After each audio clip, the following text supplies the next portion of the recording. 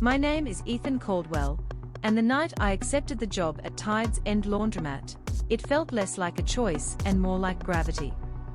Like something had been waiting for me. Everett, Washington isn't the kind of coastal city people put on postcards. It's rain-slicked pavement, fog sitting heavy over Highway 99, and the sour smell of old salt water and exhaust. You live here long enough, and the damp gets into your bones until it feels like you've always been cold. I was already cold that night, standing beneath the flickering neon sign. Tide's End Laundromat, 24 hours. The glow buzzed like a dying firefly, reflecting in puddles scattered across the cracked parking lot. Midnight rain blew sideways, needling through my jacket. I'd answered the job posting an hour earlier. Night shift attendant needed. Immediate hire. I barely finished college before dropping out. My debts weren't dropping anywhere. This job felt like a lifeline. When I pushed the door open, a cold draft rolled out like the place exhaled. Inside, rows of industrial washers lined both walls, old but polished. They hummed quietly, some running even though the laundromat was empty. The air smelled of detergent laid thick over something metallic, something that didn't quite wash away. A woman stood behind the counter, arms folded, gaze sharp enough to cut. Grace Morrison, owner. 50-ish. Stern jaw, graying hair tied back, posture like she still carried a badge. You're Ethan. Not a question. Yes, You said immediate hire. Sit. She pointed at a plastic chair. I Saturday. She opened a drawer, pulled out a laminated card the size of a credit card, slid it across the counter. Your rules. 6 of them. Non-negotiable. I glanced down. Tide's End night shift safety regulations. Never open a machine before the cycle ends. If a machine starts itself, do not approach. Do not enter the storage room after 2 a.m. Never use the employee restroom after midnight. If the lights flicker 3 times, stand still and count to 30. If you hear crying behind the walls, ignore it. My laugh came out thin. Is this a joke? Break 1, Grace said, leaning forward, and you're dead. I'm not joking. Her eyes didn't move. Didn't blink. She sounded like someone repeating something she had said many times before. To people who weren't around anymore. I swallowed. Okay. You'll learn fast, she said. Everyone before you did. Before me? I asked. She ignored that, walking toward the door. Shift starts now. I'll be back in the morning. The bell rang as she stepped into the rain. I looked again at the laminated rules. For some reason, my hands were shaking. The first few nights. Nothing happened the first night. At least nothing I could prove. A pair of dryers turned on even though no coins were inserted. A load cycle restarted by itself. I blamed faulty wiring. This building was older than me. But around 2 a.m., the air changed, like the pressure dropped. The detergent smell thickened, sharp as ammonia. And I heard something behind the back wall. A thud. A soft scrape. Then what sounded unmistakably like a child crying. It stopped the second I moved, like whatever made the sound didn't want to be tracked. I told myself it was pipes. Settling. Rats. Anything human logic could grab onto. By 6 a.m., Grace returned. How was it? Quiet, I lied. Good? She didn't smile. Most people don't make it past the first night. I couldn't tell if she meant the shift, or something else. The second night, 2:17 a.m. It happened during a commercial break on the dusty TV above the counter. Clang. Then the unmistakable click of a machine door locking. I turned. Washer number 7, far end, next to the employee restroom, was running. Except no one had put anything inside it. The digital clock on the wall read 2:17 a.m. The machine's round glass window fogged with steam. Something heavy thumped inside, pushing against the door like it wanted out. I stood rooted to the spot. The thumps became frantic. Wet slaps against metal. The drum whined under the strain. The whole machine jerked forward an inch. I stepped closer, idiot instinct. Through the condensation I saw fabric. Clothes, dark clothes, slamming against the glass. But the clothes weren't just tumbling. They were moving. Pulling. Straining like someone was trapped inside them, trying to claw out. My hand touched the door handle before I realized what I was doing. Then the rule flashed through my brain. 1. Never open a machine before the cycle ends. I snatched my hand back like the metal was red hot. The machine shuddered once, twice, then abruptly stopped. No steam. No movement. No sound.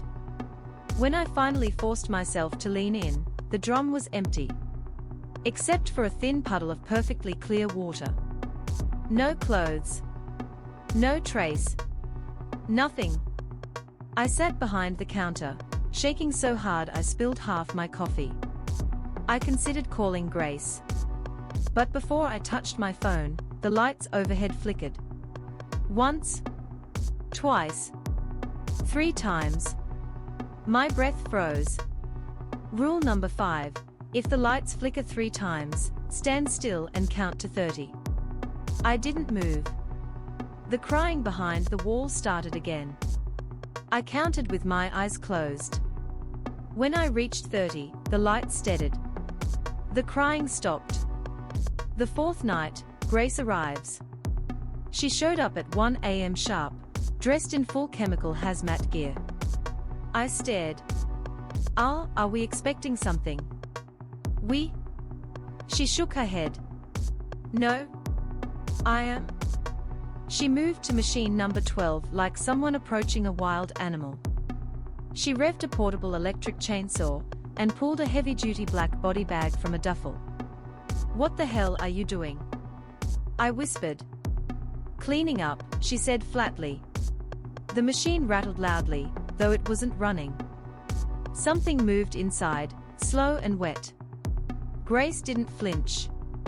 She kicked the machine's base panel once. Hard. Let it out. I watched, throat dry, as she forced the door open mid-cycle, something she had told me was lethal. A burst of steam filled the room. Something fell out. Something small. A children's shirt, size 6T, striped blue and white. Stained dark brown in patches. Tangled in the fabric were clumps of blonde hair, and a single white fragment that could only be bone. Grace knelt, hand steady. This is Lily Harper, she said quietly. 6 years old. Don't ask more. But I did know the name. Everyone in Everett knew the Harpers. The 1995 Blackwood motor in murders were the stuff of urban legend, told at campfires, whispered at school. Supposedly, Lucas Harper killed his whole family, then chopped them up, stuffed the remains into washing machines in the motel laundry room, and ran them again and again until the water turned pink. Nobody ever identified all the parts. The Blackwood Motor Inn was demolished a year later, in 1996. Tides End Laundromat was built on the same foundation. Grace zipped the body bag slowly. She always shows up the night before something worse. I didn't ask what worse meant. Night 5, hunted. I had barely clocked in before the dread kicked in. At 2:17 a.m., not just one machine started. Every machine on the left wall vibrated at once. Lights flickered. The building moaned like a ship at sea. I spun. Grace didn't say anything about this. Then the crying started behind the wall. Multiple voices. Kids. Adults. Something in between. I pressed my palms to the counter. When the lights flickered 3 times, I forced myself still. 1, 2, 3. I counted. I reached 30. The machine stopped. But my phone buzzed with a new video recording. I hadn't touched it. I opened it with numb fingers. The footage was from my phone camera pointed at the employee restroom mirror. I was nowhere in the frame. But a figure stood behind where I should have been. Tall. Male. Head bent unnaturally to the right, neck almost snapped, jaw unhinged. Empty black eyes. No sound. Just watching. Lucas Harper. I dropped the phone. The screen cracked. But the video kept playing. And in the recording, Lucas slowly lifted one hand and pointed at me. The dream that wasn't a dream. I fell asleep on the break room chair, just for a second, I swear, then woke strangling. No. Not strangling. Suspended. My feet dangled 10 inches above the floor. A heavy electrical cord looped around my ankles, tied to the ceiling pipe. The blood rushed to my head, ears roaring. I clawed at the cord and felt nothing. Because the moment I blinked again, I was sitting upright in the chair, breathing hard, hands shaking. But the red, angry grooves burned into my skin were real. Someone had hung me upside down. And someone had let me down. I whispered into the empty laundromat. Lucas, what do you want? The building answered with a low rumble, every machine vibrating once in unison, like a heartbeat. The library discovery. That morning, after my shift, I met Chloe Bennett at the Everett Public Library. She was the only person who didn't look at me like I was insane when I asked for Blackwood Motor in case files. She stared at the pile of microfilm printouts scattered across her desk, eyes wide. Ethan, you need to see this. Newspaper clipping, dated November 3, 1995. Local man dismembers family, tries to wash the sin out. Another article. Investigators say machines ran non-stop 429 cycles. And then the worst one. Killer found hanging from electrical cord above industrial washer. Chloe swallowed hard. He didn't just kill them. He tried to, she hesitated. Clean them. I felt sick. Why is this happening now? I whispered. Chloe pointed to a final headline. Foundation of Blackwood Motor in reused for new business construction. Tides End Laundromat, she said quietly. Your workplace sits directly over the old laundry room. I didn't have an answer. But something told me Lucas didn't need one. He already knew everything. And he was waiting for me. Rain came down in sheets that evening, turning Highway 99 into a river of blurred yellow lights and distorted reflections. I walked toward Tide's End with my hood up, the wind pushing hard enough that each step felt like wading against something alive. Part of me hoped Grace would already be there. Part of me hoped the building would be dark and locked. Part of me hoped, stupidly, that maybe none of this was real. But the lights were on. The neon sign buzzed, weak and sickly. And every instinct inside me whispered, tonight is different. I unlocked the door at 11:58 p.m. and stepped into the laundromat's damp breath. The moment the door closed behind me, the air pressure dropped. A subtle, suffocating shift. Something in the walls exhaled. I flicked on the break room lights. They flickered once, stabilized. I wasn't alone. Grace arrives with truth. Grace stood in the far corner of the break room, jacket soaked through, hair plastered to her face. The look she gave me wasn't surprised, it was resigned. You went to the library, she said. It wasn't a question. Yes, I said. With Chloe. Then you know more than I wanted you to. She unzipped her jacket and hung it over a chair. Her shoulders looked heavier than before, like the fabric had been carrying weight she no longer could. "Sit, Ethan." I did. She reached into her pocket, pulled out the laminated card, the rules, now worn, scratched, stained around the edges. She placed it gently on the table between us. "You think I wrote these?" she asked. "I figured you oversaw them." She shook her head. "No. They wrote themselves. Through the dead. Each time someone broke a rule, Lucas gained a piece of them, and that piece changed the rules." I swallowed hard. "The 3 employees before you." Her voice cracked slightly, something I didn't think possible from Grace. Mason Reed opened a machine mid-cycle. The rule about never opening a machine, that was his. "Riley Parker?" I asked. "Went into the storage room after 2 a.m. Her jaw tightened. "We found him hanging from an electrical cable looped around the ceiling vent. When we cut him down, his mouth and lungs were full of industrial bleach. I felt sick." "And Noah Ellis?" She nodded toward the employee bathroom. "Used it after midnight. They found him drowned in 6 inches of bloody wash water. 6 rules. 6 deaths. 6 amendments written in blood. Every new rule on the card wasn't printed, it was carved, etched into the laminate like the surface had melted to accept the strokes of a fingertip.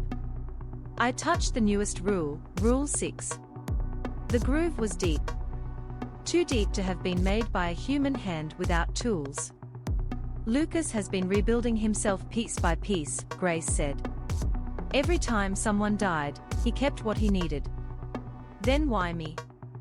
I whispered. "Why am I still alive?" Grace exhaled. "Because you haven't broken any rules." Her eyes met mine. Yet. 2:17 a.m., the calling. I returned to the floor 10 minutes before the cycle. The washers sat silent, their cold metal reflecting the flicker of the fluorescent lights overhead. Midnight passed. 1:30 a.m. 1:59 a.m. 2:16 a.m. My heart climbed into my throat. The second the digital clock hit 2:17 a.m., the laundromat shuddered. Not violently, not loudly. Just enough to tell me something massive had woken up. Whum! Washer number 7 thumped once. Whum! The rest followed. All 24 machines hummed to life in perfect sync. The floors vibrated, the drums spun empty, the lights dimmed. Water sloshed inside them though none had been filled. I backed up until my legs hit the counter. "Grace?" I yelled. She burst out of the break room, eyes wide, breath short. "This isn't right," she whispered. "They never all go at once." A pounding sound hit from below the floor. Like fists slamming from underneath the foundation. Something screamed. Not human. Not animal. A chorus of voices trapped in steel and concrete. I pressed my hands to my ears. Grace grabbed my arm. "Don't move. Don't move. Don't." Click. The storage room door unlocked itself. We both turned.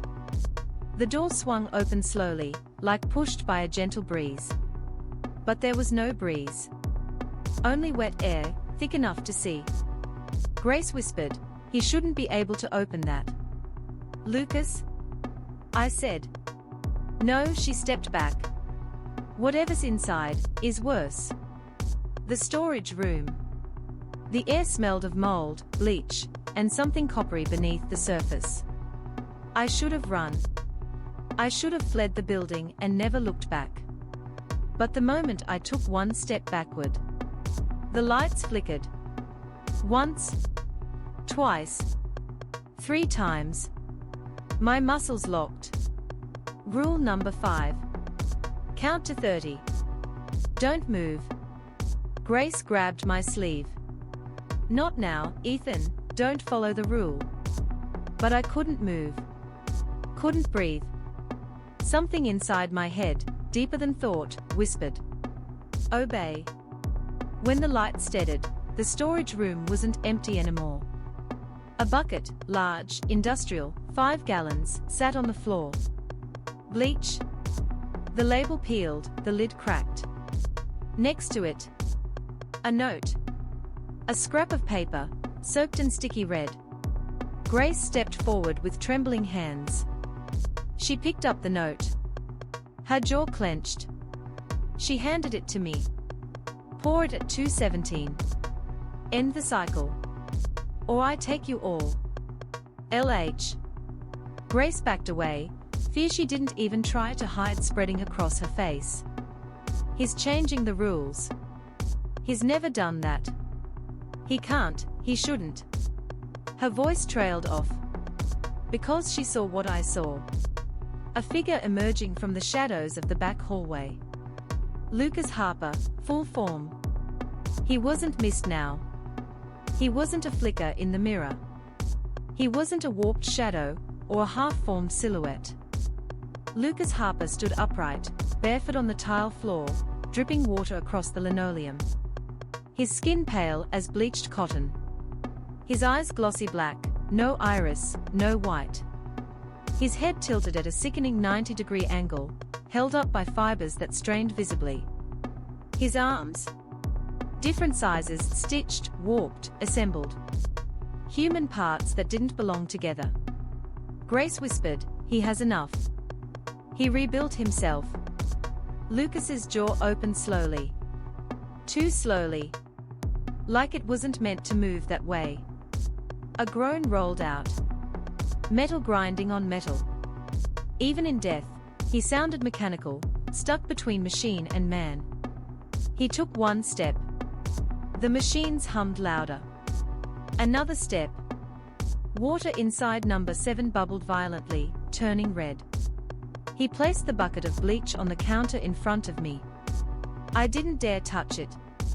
Lucas lifted his hand, writing in the air with a finger dripping red. Invisible letters formed themselves on the glass door of machine number 7. "End me." Lightning cracked outside. The building shook. Grace whispered, "If you pour that bleach at 217, he either ends, or he breaks free." "Which one?" She shook her head. "I don't know. No one's ever been given a choice." Lucas leaned closer. His cold breath smelled of detergent, rot, and stale ocean water from decades past. He opened his mouth. A whisper, weak but clear. "Please." My pulse stuttered. Grace grabbed my arm. "If he escapes." "I know," I said. "I know." The second 217. Time stretched like wet cloth. 2 hours 16 minutes and 55 seconds. My hands shook on the bleach bucket. 2 hours 16 minutes and 58 seconds. Lucas stood still, head bowed, as if praying. 2 hours 16 minutes and 59 seconds. The laundromat held its breath. 2 hours and 17 minutes. Everything exploded into sound. All machines slammed against the floor, blood gushing from the seams. Screams filled the room, children, women, men, blending into a chorus of agony. The air became thick with heat and red mist. Lucas looked at me, eyes burning with something I never expected. "Hope." Grace shouted, "Ethan, now." I lifted the bucket. The plastic cut into my palms. My fingers burned. My chest seized. The screams grew louder, echoing from the pipes, the walls, the vents, everywhere. I tipped the bucket. Bleach poured into the open door of machine number 7. The machines reacted instantly. The blood stopped mid-drip, reversing direction, sucked violently backward. The screams choked out. The laundromat thrashed like an animal. Lucas staggered, body cracking, splitting down the chest like heat-melting wax. He smiled. His first smile in 30 years. He formed one last whisper. "Tell them I'm sorry." His body liquefied into white smoke, drawn into machine number 7. The machine spun once, twice, stopped. The lights steadied. The air went still. Silence. After, Grace and I stood among the ruined washers, soaked in bleach and red-tinted water. The machines were still. All of them. She looked 10 years younger. "You did it," she said softly. "You broke the cycle." Her voice cracked. "Ethan, thank you." I looked down at my hand. A cut I barely remembered making across my palm dripped a single line of blood. Onto the rule card. The laminate hissed. And a new line carved itself below Rule 6. Rule 7. Sometimes mercy is the only way out. Grace took the card gently, then tore it in half. "We're done," she said. "You're the last night shifter. From now on, we close at 11. And with that, she tossed the pieces of the rule card into the trash. Tide's End Laundromat was free. At least, mostly. Because as we stepped into the morning rain, the drain grate beside the door rattled once. Then, faintly, from deep below. "Thank you. I'm clean now." For the first time in 9 nights, the sun rose without the weight of dread in my chest. The storm had broken, a pale, washed-out morning stretched across Everett, turning Tide's End Laundromat's wet parking lot into a mosaic of reflected sky. Grace locked the doors behind us. The click echoed strangely, like a sound that hadn't happened in decades. "You should go home and sleep," she told me. I nodded but didn't move. Because something told me this wasn't the kind of night you simply sleep off. She rested a hand on my shoulder, a gesture I didn't realize she was capable of. "Go home, Ethan. You're done with this place." But that was the lie we both wanted to believe. The police arrive. When I returned around noon, because of course I did, the laundromat parking lot was filled with police cruisers, hazard tape, and 3 hazmat vans. Grace stood at the center of a knot of investigators, arms crossed defensively, jaw clenched like a soldier facing a firing squad. An officer stepped toward me. "You're Caldwell?" "Yeah. I'm Detective Sims." Middle-aged, tired eyes, wet jacket. "Ms. Morrison says you were here last night." "Yeah. You want to tell me what happened?" I looked at Grace. She gave the tiniest shake of her head. Plumbing failure," I said. "Machines ruptured. Flooded the place." Sims studied my face for too long. Plumbing failure doesn't usually cause 40 gallons of blood to leak into a drainage system. I swallowed hard. "The lab is confirming now," he added. Grace stepped between us. "Detective, my employee needs sleep. He's not under investigation." "I am." Sims didn't fight it. "We'll need statements from both of you." "Of course," she said. But her eyes begged me to leave. So I did. The nightmares shift. I slept for 14 hours. When I finally dragged myself out of bed, the room smelled faintly of detergent. My phone sat on the nightstand, screen dark. I didn't remember placing it there. As soon as I touched it, it opened a new video, recorded automatically at 3:33 a.m. My breath hitched. Not again. But this video wasn't like the others. It was my bedroom. My darkened doorway. My motionless sleeping form.